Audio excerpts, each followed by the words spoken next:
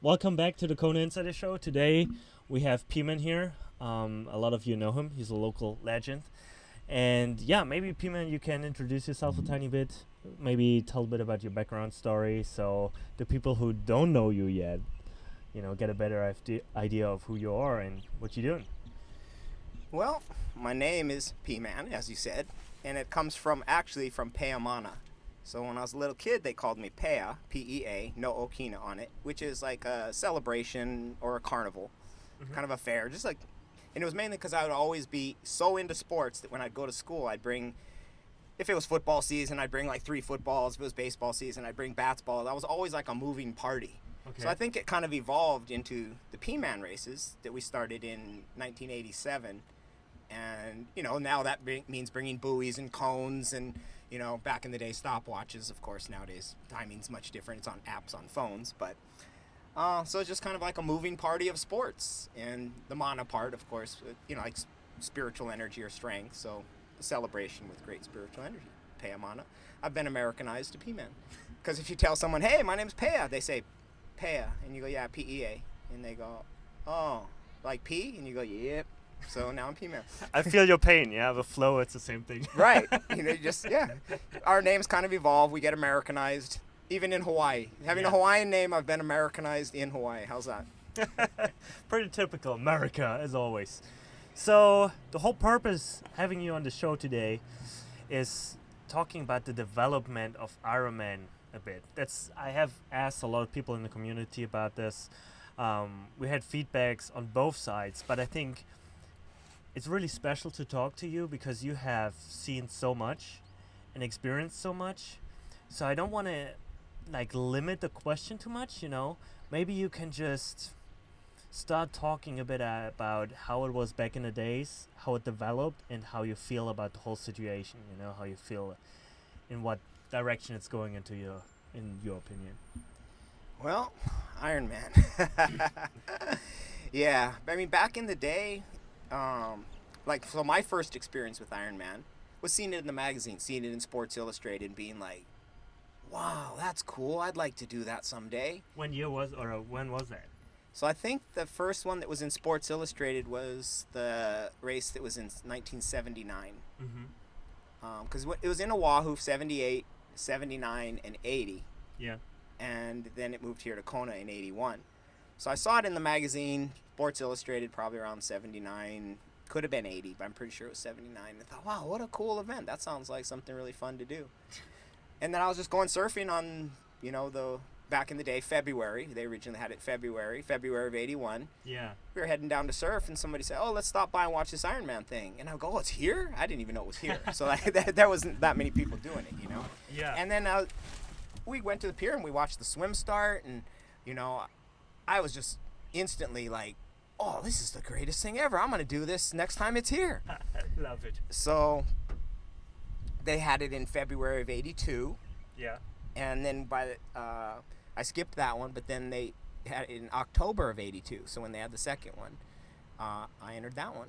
So for me, I remember what was the Kona Surf, which is now the Sheraton. Yeah. That was kind of like the headquarters of everything. And I remember being there at the awards thing and the guy saying, you're one of the first 1,000 people ever to finish this race, Wow. of the first few years when they added. And I was like, wow, that's pretty cool, to be it is. one of the, not like one of the first 100 or like, those first 15 or 12 or however many, but I mean 1,000. I was pretty awesome. psyched, Yeah. No, this is cool. And I mean, originally, it was just kind of a bunch of weirdos getting together to take on a challenge. Yeah.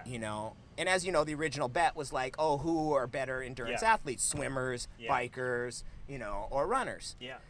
And, the race was based on those races that were the longest in Oahu, the Waikiki Roughwater Swim, the Around Oahu Bike Race, which at the time was a 2-day race, 112 miles, and then the Honolulu Marathon. So that was the bet, the old, as we know, the bar bet between the military guys, Commander John Collins and his buddies. But it was just such a casual, fun, exciting thing. And when it first came here to Kona, because it outgrew Oahu pretty quick, it was really well received in the community. Everyone loved it. Yeah. It was just such a, like, people loved it. When they moved it to October rather than February, it was 2 reasons: to help some of the people train, especially the people in colder weather places. Yeah. How are you going to train through the winter and then be racing in February? Yeah. you know. Yeah. But also October in Kona was just dead. There was no tourists. It was just like this big tourism time that really dropped. So the move to October was a great move. And again, it was so well received because it like brought so much energy into the, into the energy to the community, and financial support and stability to the economy, which always dipped so heavily at that time. So it led straight into the holidays for people. It was really helpful. And it was such an innocent time where there wasn't high technology in anything, and people were still learning like what to eat or drink, and even how to train for it too, right? Yeah, how to train for it, and everything, like price-wise. It wasn't, the demographic is much different now. You have to be pretty well-to-do. Like, you see a bike like this, you don't see bikes less than 10 grand anymore in this race, And yes, this is the world championship, but really any race you go to, you see bikes, and they're pretty high-tech and pretty, everybody puts out money for their bikes, their run stuff, and that market is crazy in terms of it. The first race I did here was $100. I was a teenager. I thought that was like $1 million. I was like, $100? I got to come up with $100 to do a race? Who would think that? Like, so came up with my $100, of course, but just great experiences back then. It seemed like we all knew each other, and if you did it, like back then there was no qualifying, so if you did it, you were instantly in the next year, and then other people would try to get those other spots, enter as soon as they could. Yeah. And the qualifying evolved just as the prices evolved, and there was even the first time I did it, the cutoff was 18 hours instead of 17 hours. And the year before that, there was no cutoff at all. Oh, wow. So February of 82, yeah, a guy came in 22 hours or something like that the next morning. Again, like the way the community received it was so beautiful because people would stay out all night for like one old guy who's out there running, and someone would bring him pancakes or whatever. I mean, the beauty of it was that, like, an aid station, you'd be going along, you'd see a guy playing an ukulele, and you'd be like, oh, water. He'd be like, oh, bro, we know more. You'd just be like, oh, okay. Yeah, I mean, ice would have been a joke, right? If you said ice, he probably would have thrown rocks at you and be like, ice, too. That melted, like, at 9 this morning. So to see that evolution from something that was just, like, a bunch of people getting together to try something crazy. And yes, it was organized, but it was still so local and still so adventurous too, right? Yeah, because again, no one knew. Like you said, didn't know how to train for it, didn't really know how to fuel for it. Yeah. Out on the highway, I can tell you, like, so at an aid station was basically like a trash can full of water and another trash can full of a drink called ERG, E-R-G. And they would mix it at varying degrees because no one really said, oh, put 2 packets, 1 packet. Yeah, yeah. So you'd go by one aid station and it was thick like syrup, and you'd drink this stuff and you'd be like, whoa. And then you'd go to the next one and it would be just like barely you'd taste it, And if you threw your bottle down when to get it, a new bottle, basically you just picked that bottle up as an aid station worker, scooped it out of the trash can and recapped it. There was dirt in there. There was the other person's, spit, whatever. Everything was still on the bottle. It was not sanitary at all. And no one got sick, It was just it was just raw. It was just a raw event. And I remember working aid stations back in 81, the first year it was here. And if it's like, we didn't get a bottle to someone, we'd run 20 miles an hour to get him that bottle, and it was just really a lot of fun. And I just remember that time when it was still so celebrated here. Yeah. And to see the evolution has been amazing, to watch the athletes change, the speeds that they're going, the equipment change. It's been fascinating to see a sport evolve so quickly. Mm-hmm. Because, like, if you think about cycling, such tradition, right? I mean, if you told Eddie Merckx, oh, you're going to ride with aero bars, he'd probably slug you in the face. He'd be like, well, no. Yeah. I'm the cannibal. These are handlebars. It's what I ride, pedals, whatever, everything. Just even And in, I mean, triathlon is on the forefront of, developing technology. Cycling has all these restrictions where triathlon was traditionally always open to new ideas. exactly. Kind of Yeah. like when Greg LeMond did kind of bring the aero component to that time trial against Laurent Fignon. That was like a kind of like almost like multi-sport tapping into the tradition of cycling and saying, oh, look what can be done if you kind of mess Yeah. around with some stuff. And yeah, I mean, cycling at that time, I think your socks had to be a certain length and a certain color, and you could only have so many your shorts had to be a certain length. And yeah, there was a lot of rules. And whereas triathlon was more free and open. So cyclists coming into the sport were like, oh, this is cool. Look, you can wear like purple shorts and, whatever you want. So the growth has been phenomenal when you really look at a time frame of something that hasn't really been around that long. Yeah. I mean, what are we looking at? 78, and now we're in 2022. It's a long time to some people, but really, as far as a sport goes, that's not a long time. And to see it go from such humble beginnings, a bunch of guys getting together in Waikiki, to what it is now. This is going to be a 2-day race. The Thursday with the women and some of the men, and then Saturday with some of the younger men and the faster pros. It's going to be really interesting to see how it all unfolds, and to see the things that people are doing, like Christian Blumenfeld and those guys with their training and with their technology, like he did in the Olympics. It was phenomenal, to see that guy just like bury a super world class field. And I don't stay up on everything, but I did see that when they did that race where they could draft. I believe, didn't they go sub-7, the men? Yeah, I think they got it. Yeah, they actually did that in Germany, in my old training area back there. Yeah. I mean, it's basically a sprint.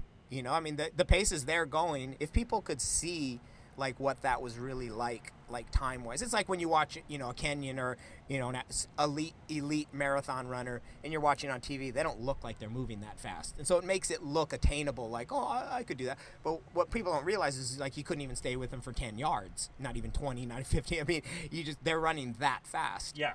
It's the same thing. Like these guys. There's no one on this island that could run a marathon with these guys fresh in the morning, in the cool, warmed up, tapered, everything, and just try to run with them. They still couldn't even just do the run with them. Very few people on this island could even stay with them for a few miles. It's gotten that fast from, from the early ages of just finishing was great. And to be honest with you, I still think just finishing is awesome. Yeah. Because it's still you see a lot of people out here, and they do kind of come in with this attitude of like, so my least favorite thing to hear is how someone's going to kill it. I'm going to kill it, or I'm going to crush it. Because I tell them, I said, this is a very spiritual island, and this island's very powerful.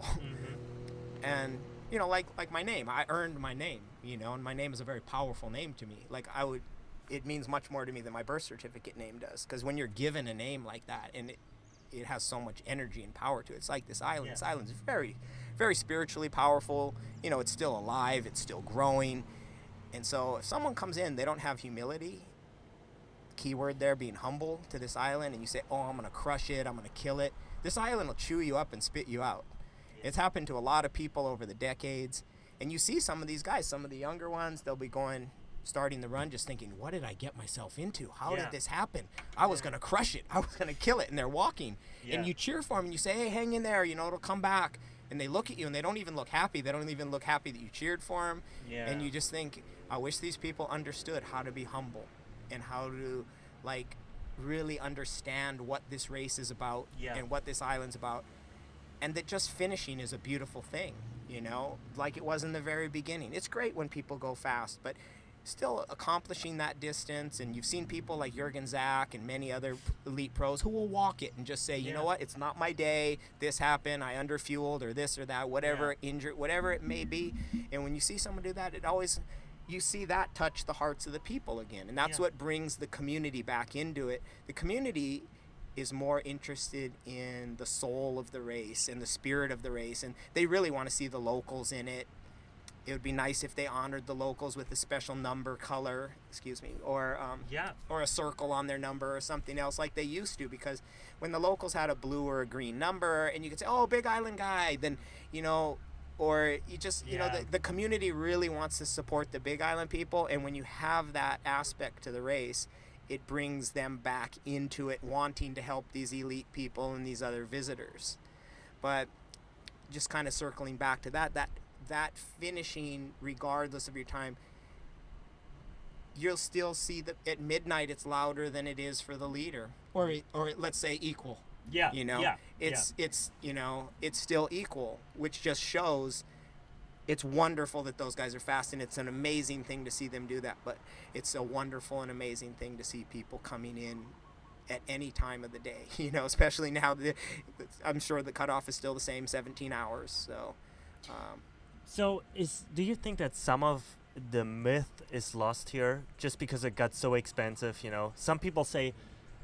So I heard a lot this year, like, okay, the myth is lost. Like, you know, it's just a cash grab at this point. And then some people were like, oh, it's a diluted field because they're like, not the first 10 of an Ironman got qualified, but it got like handed down to the 50th or something. So you could start arguing like, but these people are gonna finish in the longer time, so it's more just about finishing again. You know, you could see it either way. What do you think about the expensiveness of these days and the 2-day format, like the whole development in the last few months or years?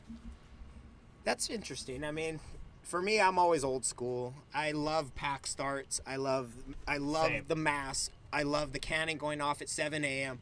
Boom, and the energy of everybody going all at once. You can't I get beat that. goosebumps just thinking about it. Exactly. Yeah. It's just you sit there in that anticipation and that build, in this whole wave start thing of like boom, boom. It just kind of dilutes, exactly the word you use. It dilutes the energy, not just the field. So the energy is diluted, and then the same thing. Midnight isn't the cutoff anymore, you know, because really there's different cutoffs depending when you started. Yeah, So true. Didn't even think about that. Yeah. yeah. So before, when the clock was counting down to midnight, it was kind of the same as the clock Yeah. counting down to the 7 a.m. start. There's such anticipation, such energy, like, oh, come on, he's got to make it, you know. Yeah. Now it's like, oh, when did that guy started? Okay, so he actually didn't. He's not a really he's not a finisher because he started, you know, before 7 a.m.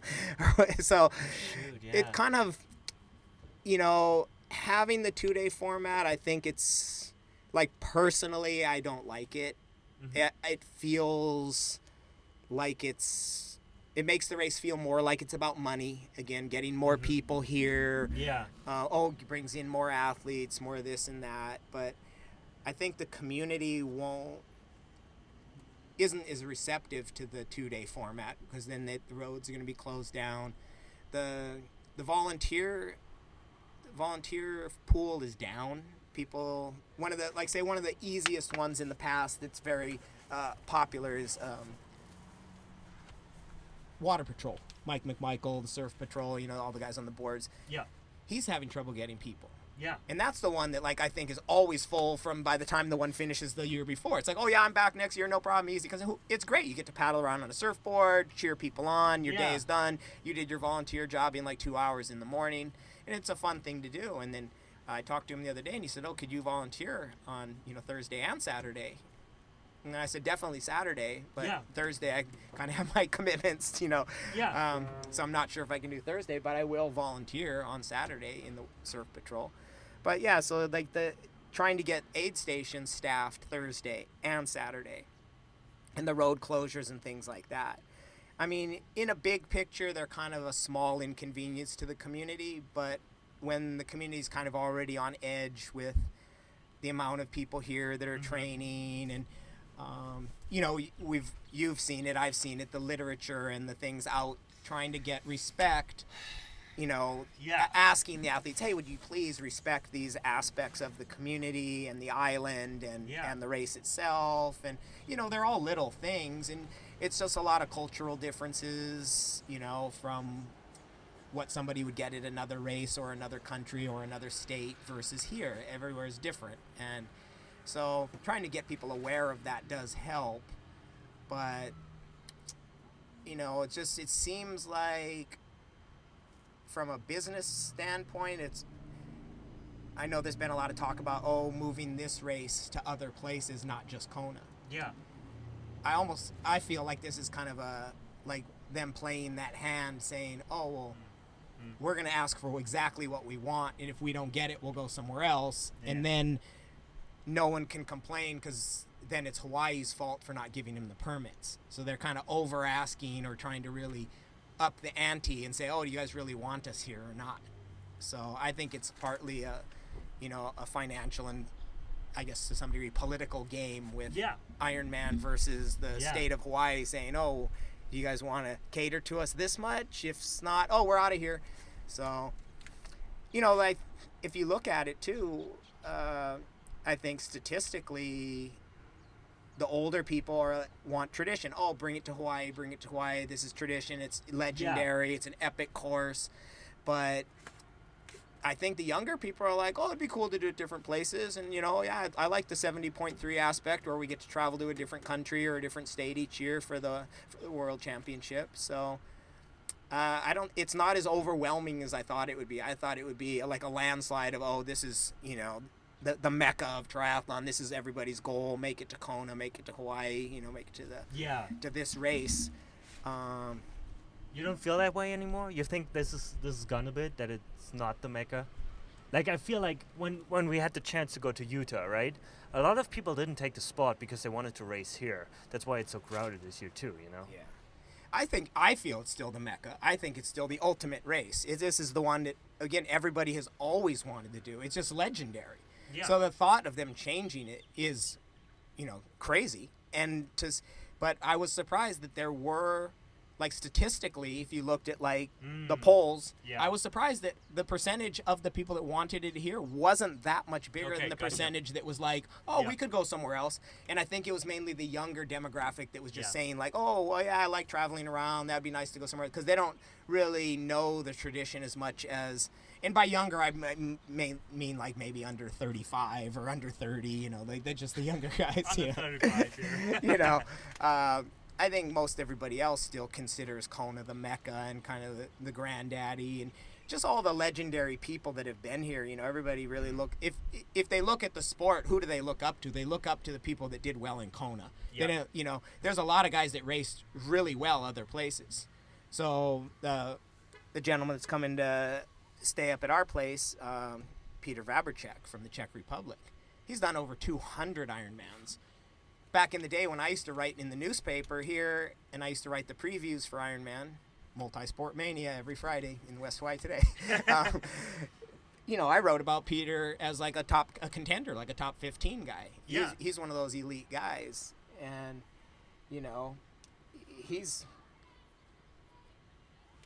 those guys himself and the Mark Allens and everybody else, from the different countries, those are the people that have set the foundation of the sport. Yeah. I mean, really, it all goes back to, Wide World of Sports and Julie Moss crossing the finish line crawling, or, other, Dave Scott chasing down Mark Allen, and then, of course, 1989, the legendary battle where they're side by side pretty much all day, and then Mark Allen pulls away in the final miles of the run. And those things have set the foundation of the sport, and it's all here. It's not like, oh, who did good in a race in, New Zealand or Australia or Germany, and even though those, especially like, Roth.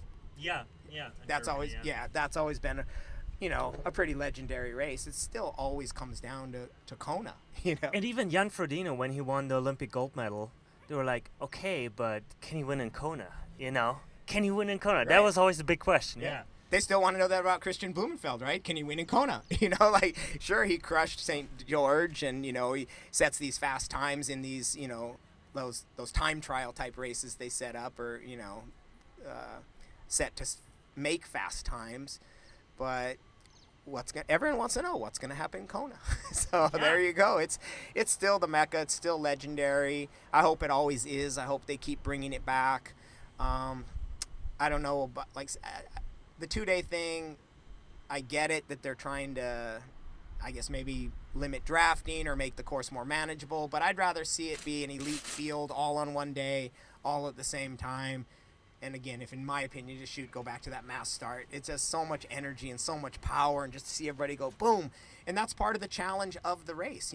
People talk about like, oh, it's dangerous. Well, every sport has its own dangers. In the swim, that's part of it. You get in there and you mix it up, and, if you're fast, you go in the front and you throw some elbows and you settle into your pace and you do what you can do. It's just Yeah. fun. That's what the sport was founded. The foundation of the sport was that. Yeah. Yeah.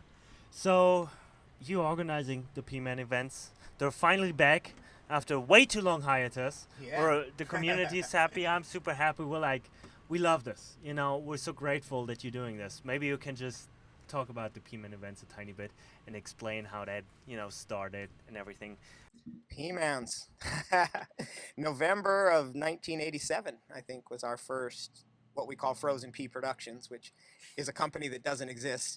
It's just like it used to be me in a shoebox full of money or cash or some receipts or something. So that's Frozen Pea Productions. But I guess we're up at like 413 events we've put on Wow. since 19. Yeah. Usually, now we're at 12 a year. At one point, we were up to 15 when we used to do triathlons and stuff. We're down just to swim runs now, 12 swim runs a month, or excuse me, a year, one each month. And the evolution of those has been pretty interesting too, because in the very beginning, they were really competitive. And they came about mainly because at that time in 87, a lot of these traditional races we had that were really big. There was this Mana to Waimea foot race. It brought out like 300 runners, and the winner would run like 31 minutes. I mean, there was fast guys. I mean, Dude, guys were shooting to get down into the 30s and stuff. And there was just, the Macathon was huge, and there was some few swim races, and then everything just kind of fizzled out for some reason. And the excuse I kept hearing was, oh, insurance for the races keeps costing too much. Yeah. So I just thought, oh, well, we need races. So we started the little Peaman things. And, Ironman's long, hard, grueling, and expensive. So Peaman's short, easy, free, and fun. And because it's free, it brings out families and it brings out a lot of kids. For some reason, I don't know if it's that we do sign outs instead of sign ups, which is another unique thing because you don't register. You don't have anything to do other than show up and get ready. If I look at a race, let's say they're 70% men and 30% women or something about like that, we're like 50-50, and we've had females win overall, like Bree. So the short distances bring out a lot of people. In the early days, like I said, it was very competitive. Just people were so into the results, and there's relays and individuals, and everyone was always competing like, oh, what was my time last time, and this and that. And we keep the courses consistent. So usually a half mile, quarter mile, third of a mile, or 3/4 mile swim. And then the runs can be anywhere from 2 miles to up to almost 4. We have like a 3.9. But lately we've been keeping them shorter, 2 and 3 mile runs, third of a mile, half mile swims. It just seems to be what's really popular now. And then the Pee Wee course, which it's mostly kids, but it's really for anybody, is usually 100 or 200-yard swim and a 1 mile run. And the thing is about signing out is you could mix and match. So like if someone came from the mainland and maybe they're not used to the ocean, but they're a good runner and they're visiting, they go, oh, I'll jump in and do the Pee Wee swim, the 200-yard swim, and then do the longer run, the 3 mile run. Yeah. And then they're in the results. So we have a category for anybody. We've had someone on a unicycle. We used to have the women's roller derby team used to come, and you can have one swimmer can have as many relay runners as they want, and that same person can be an individual. Yeah. So like I could swim, tag 10 girls from the roller derby team, they all take off, and then I put my shoes on and run too. And our results accommodate that you can be anything you want to be. So we always said if we don't have a category for you, we'll make one. We had a guy do it on stilts. A couple times he raced on stilts. Someone brought a goat one time, and the goat did the run. There was really some competitive dog races too. Gary Shields used to have his dog Bud, who would do the canine division, and he would always race pretty hard. So, just a lot of fun over the years of different distances, and I really like the direction it's going now, which is just the more families and more kids, and we're getting more local families, Nice. with like 4 to 6 kids. And I think it's mainly some of the volunteers we have, like my friend Connie Cole will come down, and everybody's his cousin. So it's always like, hey, my cousin, he brought his, so all these, it's just more and more. And then they tell their friends. That's just so cool. That's so cool. I love that. And to me, honestly, you kept the spirit of those races back in the days in your Peaman series. You know, when you tell me all this stuff, this is kind of holding the real Holy Grail up and keeping it in that, the events that you still keep on having. This is awesome to me. You know, I love to see that. That's why it's such a cool community thing too. Like, this is great, man. Well, Like, I'm glad you see that because that's exactly what it is. It's like trying to keep that original spirit of, community, family. It can be competitive or social. Someone could be out just to lose weight, or someone might be out to walk faster than they did last time. And yeah, we want everyone to feel welcome. And that's why we don't even ever. People say, "Oh, how much does it cost?" yeah, And I say, "Well, the races cost about $1,000 a month." But they say, "Oh, you should put out a jar or something." Well, if I did that, and let's say, what if someone felt bad because they couldn't donate and they saw someone else donate? I want no one to feel any guilt whatsoever. I want it just to be so welcoming that people show up because they want to be there, because they want to walk faster, they want to lose weight, they want to hang out with their friends, they want to hang out with their kids. Whatever they want is their goal. They want to race, they want to compete against their other friends, fast, slow, medium, whatever it is. I really like to encourage just participation in whatever form they want it to be in. yeah. And as far as the toys go, that's kind of the big thing for the kids. We bribe them to exercise. And we might as well, right? I mean, Yeah. like, it's like they're going to stay at home and play on electronics. But if we have Legos and footballs and basketballs and whatever we get, we have a lot of fun things that usually we try to get things that will tap, um, they're making them active physically or Yeah. mentally. So, you know, we get a lot of the STEM things, science, technology, engineering, and math. So it's like build a rocket ship and then shoot it and this and that. Yeah. So that, and then if we get board games, then it brings the family together. So as long as we're trying to keep people moving, mentally and moving physically and bringing the families together. So those toys, it's a great way to encourage them. And the parents straight up tell me, they say, "Oh, if I took my kid to a 5K, the kid would be like, oh, I want to sleep." But when it's Peaman, they say the kid jumps in the bed and wakes him up. "Oh, mom, dad, it's Peaman day. We gotta go. We gotta I go." love that, man. So Yeah. if just getting some Legos for the kids is enough to get them to want to move, and look where we live. So when you look at that and you combine all those things, right? You're bringing together families, you're bringing diversity, different choices of how fast, slow, medium, exercise, whatever it is. And then you look at enjoying the nature and the beauty that we have, getting to jump in the ocean and run down a Lee Drive. Then it just triples the blessing even more, because Yeah. we're enjoying what we have here, this beautiful environment and wonderful community of people. And the reason we stopped doing triathlons was as town grew, Yeah. having a casual triathlon just was a little bit much, Yeah. because at one point we used to put on the Thanksgiving Day race and like 250 people showed up. And it was kind of like, we can't really run 250 people out to the airport and back on a Yeah. bike casually, Yeah. So that's why we moved just straight down to just the swim runs. And Yeah. then Team Mango picked up some of the triathlons, and Yeah. the Kaisers picked up Thanksgiving Day. And Yeah. so it was kind of nice moving out of the triathlons just into the swim run. And I guess kind of one of the final aspects of it that's really cool is that a lot of people got their beginning there. Yeah. A lot of people will just tell the story, "Oh, where did you start?" "Oh, I started at Peaman." Even Bree Wheel say that, and then she went on to be a pro and win races overall. Yeah. I think she won a race in Iowa or something like that. Yeah, a few and got different second Ironmans. Ironman Japan or something. Yeah. So I mean, and you ask them, and they'll say, "Oh yeah, I got my start at Peaman." I got myself a surfer girl, and then I saw this race, and I thought, "Oh, that looks fun. I think I could jump in and swim and run with these, Yeah. these people." And over the decades of Ironman, they used to really honor the first Big Island finisher every year. They got Yeah. to get up on stage at Ironman, which again, I don't know if they still do that, but they should really bring it back, because any way that you can recognize, honor, and kind of accentuate the local participation, it brings the community back into it more. Yeah. Like if people were like, "Oh, Louis Delatorre, he's our top Big Island finisher," everyone knew Louis because he's fast, and then Yeah.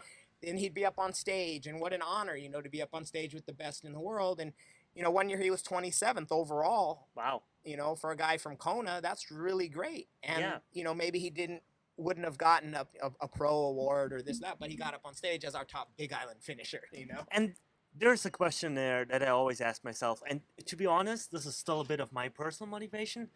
I'm like, what can we do maybe to get one day a win out of Kona? You know what I'm saying? Like, what do we have to do here and to get there? And I'm a bit worried now that it's getting more professional every year. You know that it's crazier, like high-end technique, all the stuff that you said. That we will never get there anymore. That's Yeah. kind of that makes me sad a bit to think about that. But this is still in the back of my head. What can we do as a community to one day have the winner of the Ironman here? You know, I don't know. It's a dream, but like might be a crazy dream. But that's what I'm thinking about. No, I think it's a great dream because I've seen people come here and try to move here, and let's say they were a top 10 woman or, a pretty high placing man, and they've tried to do it here. And I think what's missing would be, I mean, Queen Kahumanu is a great place to ride, but it's always hard. There's not like Yeah, diversity in that kind of training out there. yeah, So we don't really have, the basically just the roads and the trails and more even like a college running program. Because yeah, if I talk to people over the past, like my friend Cameron Whiteoff, he was a white dude with dreadlocks, which was cool, but he was a power bar guy back in the day, and he was a top 10 guy. And yeah, he did some amazing races. A lot of times our top American, and but if you talk to those, you have to run with a college like track program. You have to yeah, do intervals. You have to do this and yeah, that. And everybody knows how to train here in terms of endurance. Like, oh, I'm going to go out and ride to Javier. I'm going to do this. yeah, Everyone knows how to put in the base miles. yeah, But what would be missing for someone here would be the availability of that kind of training, like to have a cycling program where they yeah. could ride above their level. Because Yes. if you in their triathlon level, they're great, but they need to ride with cyclists that are better than them. And they need to run with the runners that are better than them. And it could be here, eventually. Like you could run with UH Hilo, and Yeah. it's possible. But we need to have we need to have tracks and places to ride, or even groups or clubs, or something that would support that. Because the volume is easy, the training volume is easy Yeah. for them to get, but they need that intensity, Yeah. or someone willing to start that type of program where someone's here coaching that type of athlete, saying, oh yeah, we got these guys out, we're going to do some motor pacing with Yeah. with mopeds in front of them, and we're going to have Yeah. a pace line of 10 or 15 guys, and we're going to go 40 miles an hour, or Yeah. whatever it is. So I was thinking about that a lot, and I was like, yeah, how do we get there, right? And yeah, you're absolutely right. At the top end, you need that program, but I was like, we should start way before that, even. You know, with kids developing. That's why I love the Peaman so much, because that's a Yeah. perfect starting point, and I feel like we need something in between to get to the top program. So what I was thinking about, like, we should maybe have a program that helps kids to, you know, get into swimming, like, and keep that going, maybe to a level that they can go to college for swimming, because I think a big important part these days is that they get the education into, maybe Yeah. get, sponsors or like help with college, whatever, and then they could come back and really crush it with the, upper program. So Right. I think that's what's still missing from the school, like from the early age where they do P-Man and then go to high school and have a program there that maybe helps them to move forward. And that's something, where I started being more realistic about it. Maybe we could just do something there and move forward. But that also needs, the problem always is you always have one person like you, right? You're doing all this, you put all the energy in, but if you don't do it, it's not happening. Yeah. Yeah. And that's the problem. So you kind of need to look. That's what we try to do with the Triple Crown series. We try to look at it. I mean, yeah, it has to be profitable to make it work, but we're trying to look at it in a way that maybe we can set this up so we don't have to deal with it, but people come in and can take the job of race director, can take the job of marketing volunteer, whatever. And every year someone else is helping, but the base program, stays there without the same people in it. And I think that's maybe a factor too for that moving forward to develop, that we need to build the foundation and then different people can help, so the whole community comes in. And I think that's the only way it can happen. If more than just one energetic person like you, you know, is doing it, but the whole community. Yeah. That's a great approach. That's exactly what we need. Yeah, because in it is it if you look even at Ironman, it's always the same people. Yeah. It'll be the same people. Oh, this guy did construction for 40 years. This person did water patrol for 40 years. It's the same people organizing the same things. And the local events are always the same people organizing them. But with the Triple Crown that you guys did, um, yeah, it introduces more people to the organizational part of it and allows more people to step in and help out. And building that type of program is great. And a lot of times we get these guys that have potential, Mm. and then this thing called college happens. Yes. Yeah. And we lose them because they got to go to college somewhere else. Yeah. And like say Josiah Randerson, we Yeah. watched him come through Peaman's from the time he was born, and Yeah. then he got up and faster and faster and faster, where he was really one of the best triathletes on this island. Like at Lava Man, he might have been a top 5 finisher, maybe top 10, with great potential Yeah. to really move on.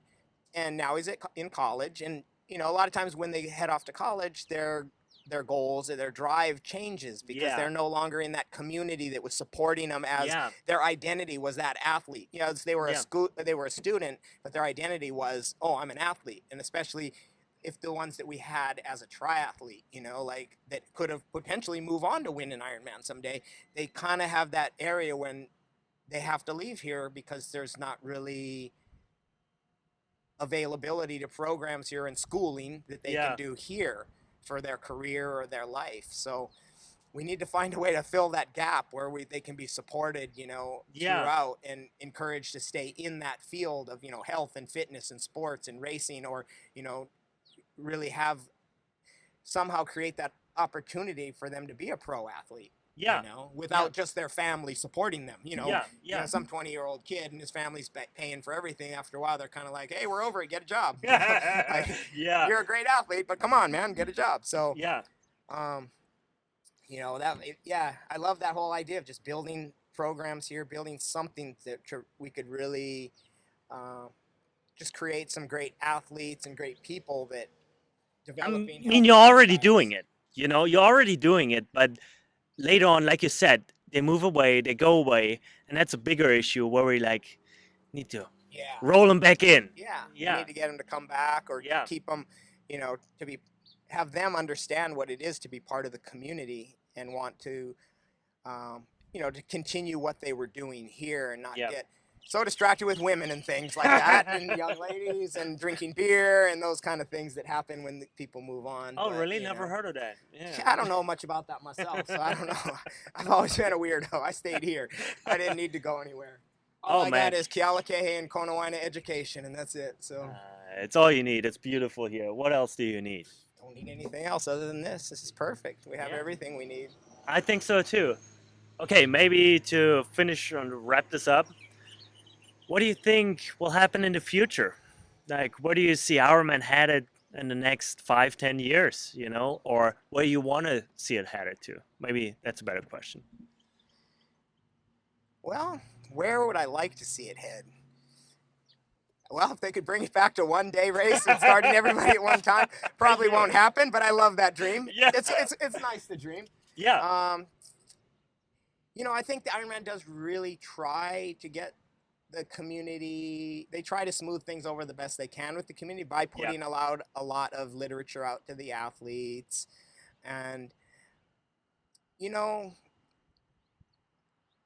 if they just had a more visible way to show what they give back. Yeah. So as an example was when I used to write in the newspaper, Mhm. and I was close with the Ironman people, I'd say, tell me what you're doing and I'll Yeah. make sure I write about it. Yeah. Oh, so you donated this. Not everybody's going to see that and understand they do give back. There is more than just the income from, the race itself and, Yeah. the people that are here, but which, as we know, can be a pain in the neck. People Yeah. really do no one likes traffic and the grocery stores to be full and this and that. Somehow smooth that over, get the community relations of Ironman back, getting the community to understand that Yeah, it's an inconvenience for a week or two, and the benefits are more than just financial, but that the organization and the athletes do care about the island and they Yeah, do care about the spirit. So, you know, maybe more than just rules and regulations, they could explain culturally a few more things to the athletes and try to get them to understand about humility and what it is to be, in Hawaii on an island like this, and what we hold dear to us who live here. yeah, If they could share some of that, not so much just structure and rules like, oh, don't pee on the side of the road, don't do this, don't do that. I mean, those things are common sense. We should all know those it's the anyway. German way of doing things. Rules. Yeah, there you go, rules. But that so that I would love to see the community just really get more involved with it again and more receptive to it.